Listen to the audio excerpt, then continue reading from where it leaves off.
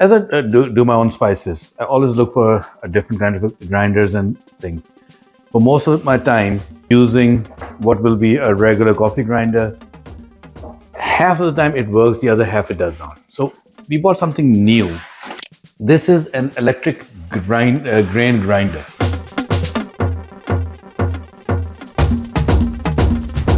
It's an old-fashioned way of opening it. That's a good thing. The size and everything is big compared to a coffee grinder.